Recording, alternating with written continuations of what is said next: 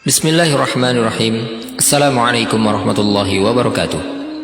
Kematian adalah ketetapan yang tidak bisa dihindari oleh setiap makhluk yang bernyawa. Bahkan kematian juga akan dirasakan oleh malaikat maut itu sendiri. Sebagaimana yang disebutkan oleh Allah SWT dalam firman-Nya, "Kullu syai'in halikun illa wajhah." Segala sesuatu pasti binasa kecuali Allah. Begitu juga dengan firman Allah SWT, "Kullu man 'alaiha fan wa yabqa wajhu rabbika dzul jalali wal ikram." Semua yang ada di bumi itu akan binasa, tetapi wajah Tuhanmu yang memiliki kebesaran dan kemuliaan tetap kekal. Ketika ajal telah mendekat dan kehidupan seorang manusia telah mencapai akhirnya, Allah SWT akan mengirimkan utusannya untuk mencabut nyawa dari jasadnya. Ketika datangnya malaikat maut tersebut, terkadang manusia akan ditampakkan dengan kehadirannya, dan dia pun bisa melihat malaikat tersebut dengan mata kepalanya. Hal ini mungkin menjadi pertanyaan bagi kita.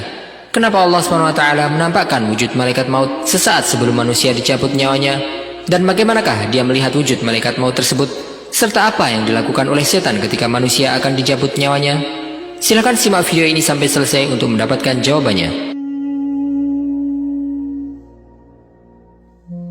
Kematian adalah musibah terbesar yang dihadapi oleh seorang manusia, karena dia tidak akan mendapatkan musibah lain setelah kematian tersebut. Sebagaimana Allah SWT menyebutkan hal tersebut dalam firman-Nya, "In antum darabtum fil ardi fa asabatkum musibatul maut." Jika kamu dalam perjalanan di bumi lalu kamu ditimpa musibah kematian. Jika saat kematian manusia telah tiba, Allah SWT akan mengirimkan utusan-utusannya untuk mencabut nyawa manusia.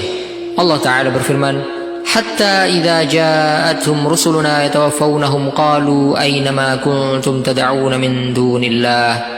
Sampai datang para utusan kami kepada mereka untuk mencabut nyawanya. Mereka berkata, "Manakah sembahan yang biasa kamu sembah selain Allah?" Jika seorang hamba tersebut adalah orang yang beriman, dia akan melihat malaikat yang datang untuk memberikan kabar gembira baginya. Tetapi jika dia adalah orang yang kafir, maka malaikat yang datang akan memberikan kabar duka berupa siksa neraka jahanam yang akan dihadapinya.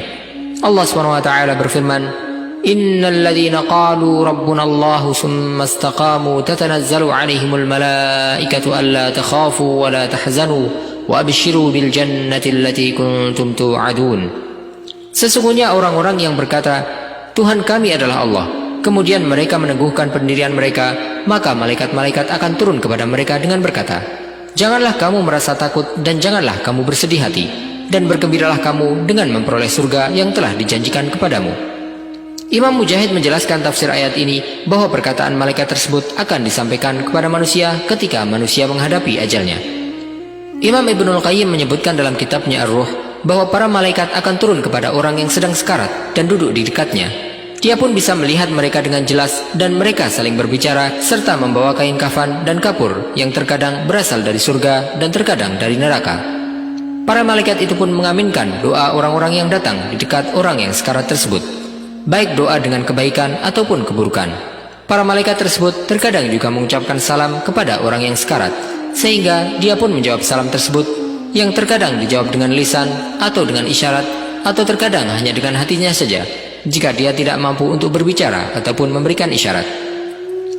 Imam Ibnul Qayyim mendasarkan pernyataan tersebut dari sebuah hadis sahih, di mana Rasulullah SAW bersabda dalam sebuah hadisnya yang panjang, "Sesungguhnya seorang hamba yang beriman, apabila dia berada di akhir kehidupan dunianya dan hendak menuju akhirat, yakni saat sakaratul maut, maka turunlah kepadanya malaikat dari langit, yang mana wajah mereka putih seolah-olah wajah mereka adalah matahari, dan mereka membawa kafan dari kafan-kafan surga dan kapur barus dari kapur barus surga, dan mereka pun duduk sejauh mata memandang darinya. Kemudian datanglah malaikat maut kepadanya, lalu dia duduk di sisi kepalanya, maka dia pun mengatakan, 'Wahai jiwa yang baik, keluarlah engkau menuju ampunan dari Allah dan juga keridhaan darinya.' Maka keluarlah jiwanya seperti mengalirnya air dari tempat minum. Lalu malaikat maut pun mengambilnya. Tatkala dia mengambilnya, para malaikat yang sudah menantinya tidak membiarkan ada di tangannya sekejap mata pun, sehingga mereka pun mengambilnya dan meletakkannya di kafan dan kapur barus yang telah mereka siapkan, dan keluarlah darinya bau harum seperti harumnya misik yang paling bagus yang ada di muka bumi.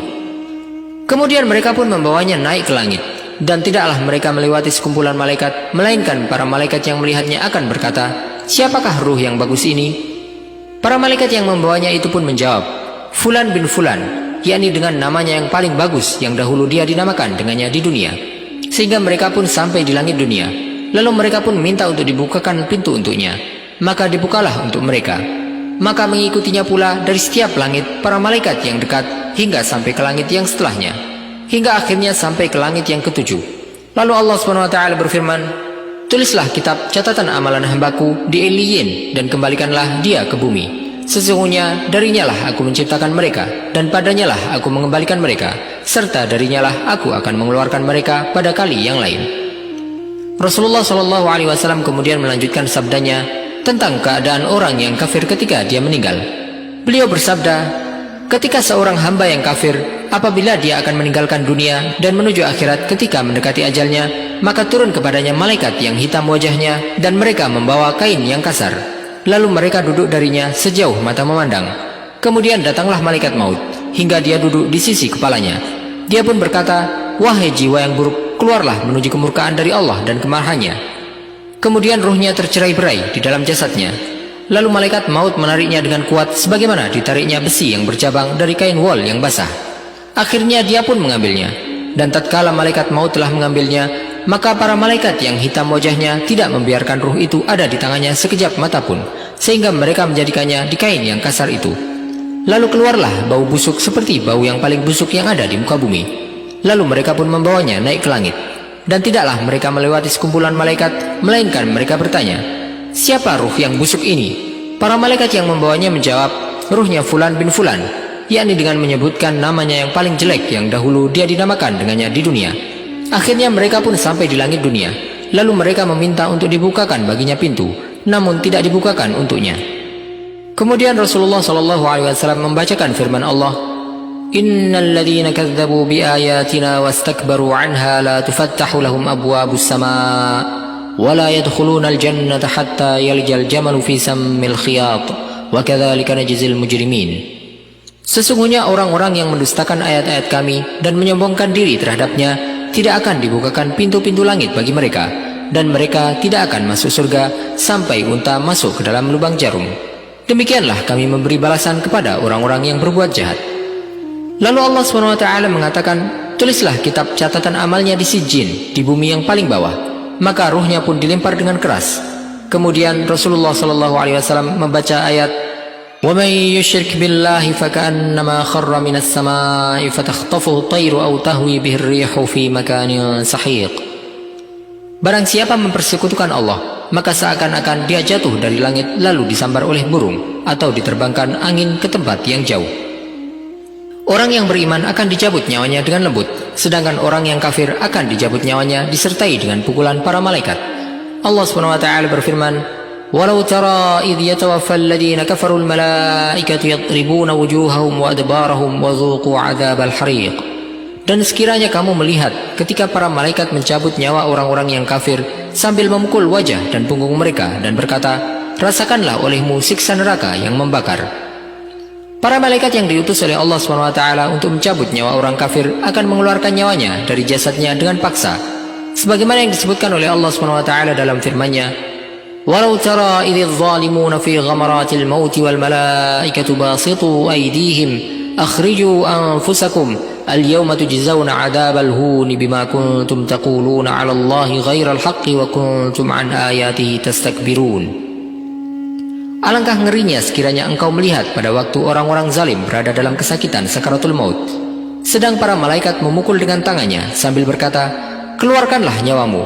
Pada hari ini kamu akan dibalas dengan azab yang sangat menghinakan, karena kamu mengatakan terhadap Allah perkataan yang tidak benar dan karena kamu menyombongkan diri terhadap ayat-ayatnya." Ketika nyawa manusia dicabut, ruhnya akan mengarah dari bawah ke atas. Ruhnya akan dicabut dari kedua kakinya menuju ke arah kepalanya. Ketika ruh tersebut telah sampai di kedua matanya, matanya pun akan terbelalak dan menghadap ke atas. Oleh karena itulah Rasulullah SAW memerintahkan kepada kita untuk memejamkan mata orang yang telah meninggal. Ketika manusia dalam keadaan sekarat, setan akan mendatanginya di waktu yang mana dia tidak memiliki daya ataupun kuasa, dengan tujuan untuk menggoda manusia tersebut dari agamanya dan menjauhkannya dari kalimat tauhid, sehingga dia pun akan keluar dari dunia tidak dalam keadaan Islam. Diriwayatkan bahwa masa yang paling berat dalam menghadapi godaan setan adalah ketika manusia menghadapi kematian, karena setan akan berkata kepada teman-temannya, "Kita akan menggoda yang ini